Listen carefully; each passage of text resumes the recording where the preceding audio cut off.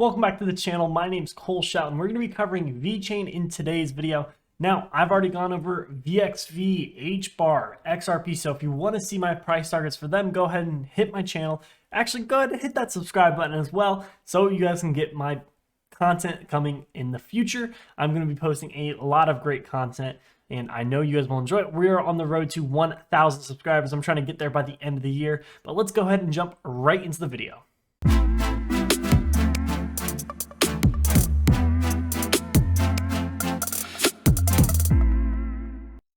Now we're going to go ahead and start on the monthly chart here, and I haven't already charted VeChain, so I'm going to take you guys through my whole thought process on how I like to kind of dig into a crypto and really see where it could possibly go. Now, I first like to start on the higher time frames because it gives me an overall kind of trend in the market, and I can find trends inside of each candle because this is the monthly, and I could use the daily time frame, the hourly time frame inside of these candles to kind of get a better idea of what's going to happen in the future.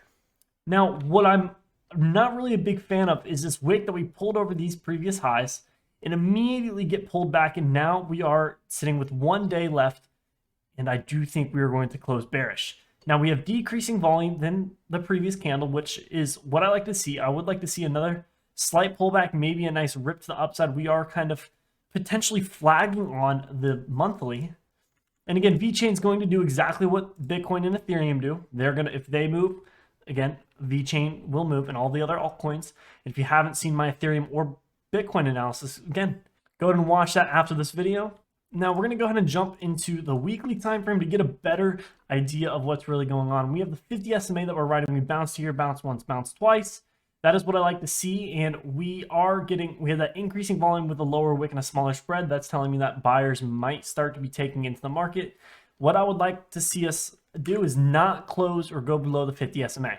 If we do, I think we'll have room down to 8 cents. Break 8 cents, we have room back down to 6. Now, ideally, we will not break this low at all. If we break this previous low, I think we're going to come down to 3 cents. Again, that's far for VeChain. It's going to have to fall crazy. But if we do crack this 50 SMA, which is pretty strong support, we can see that it's acted here, here, here, here, here, here. So if we do break this, is a pretty bearish sign for VeChain. Although I love VeChain, their utility is absolutely crazy. I love what they're doing, and I can't wait to buy more and more and more. And we'd still have decreasing volume on the pullback. Let's go ahead and jump in on the daily.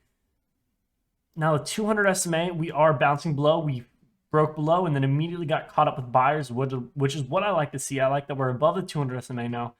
Now it's just going to be a matter of moving averages. Which one is stronger, buyers and sellers? What's going to happen? I think that we are going to just bounce in between this 50 SMA and 200 SMA until we can either squeeze above the 50 SMA or break the 200 SMA. Now, a good rule of thumb is that the higher the moving average, like 50, 200, 300, 400, 500, the higher value has more weight and will be harder to break through than a previous one. Like the 200 SMA will be harder to break through than the 50 SMA.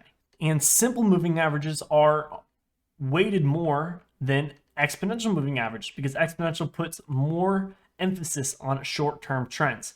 So ideally, we're going to ride this 200 SMA and squeeze back above the 50 SMA, and that will be a nice moving average squeeze back up to these previous highs at 16 cents and then at 18.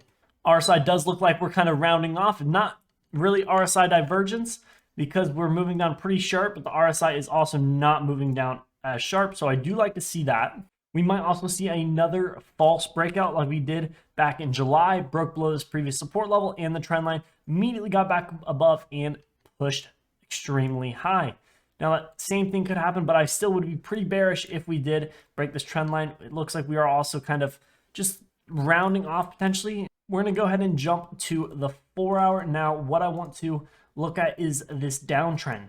If we can crack this downtrend, I'll be confident that we are going to move even higher. Again, there's that false breakout and immediately pull back. We could see a inverse head and shoulders pattern. I also saw this on Bitcoin and Ethereum. We have one shoulder, we have the head and another shoulder. Now we can take a measured move and we take from the low to the neckline, which is the peaks of this crest and this crest. Move it up. That gives us a price target of around 12 to 13 cents. Now that is a pretty strong resistance level since we have 1 touch, 2 touch, 3 touch, 4 touch, 5 touch, 6 touch, 7 touch, 8 touch, 9 touch, and I could probably go back and it'll still touch it even more. Boom, yeah. So this is a very strong support level. And if we can crack this, we would be above the 50 SMA and hopefully ride that back up into the 200 SMA.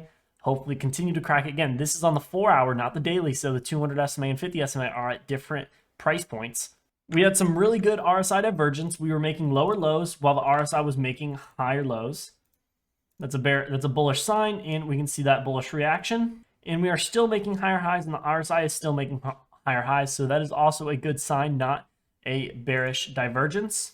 And if we actually jump to the 1-hour, we can see that, we had I wouldn't call this a double bottom, just a false move to the downside. That's just what happens in crypto and now in the stock market. It seems like that's happening more and more. Rug pulls, false breakouts, everything is just amplified now. Over the past few weeks, it's weird.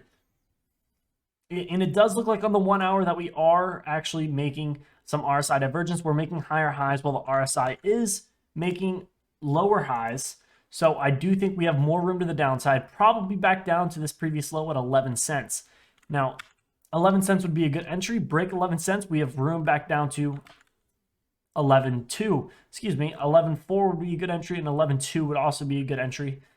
Hopefully a nice, maybe a false breakout of the 50 SMA, break the trend line, break the 200 SMA, then we have room to those price targets of, again, that 18 cents. We have that 13 cent level. We have the 15 cent level. The 15 cent is going to be natural resistance because people like to sell 5, 10, 15, 20.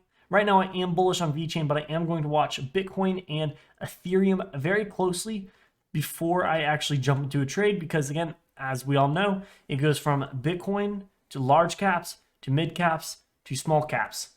That's how the trend goes. When Bitcoin runs up, people take their profits from Bitcoin, throw it into smaller caps or large caps like Ethereum. Then it goes into medium-sized and then low caps. Now, one of the medium-sized altcoins that I'm watching is VXV. Now, VXV is a sleeping giant. I think we could easily see a 50x. That's being conservative. I actually just made a video on it, so go check that out. I think you guys could really enjoy it. Everything you need to know, it's only 9 minutes long. And if you guys haven't already, consider subscribing. It's free. You can always change your mind. And I'm on the road to 1,000 subscribers by the end of the year. And I know we can get there. Thank you guys so much. I will see you guys in the next one. Peace.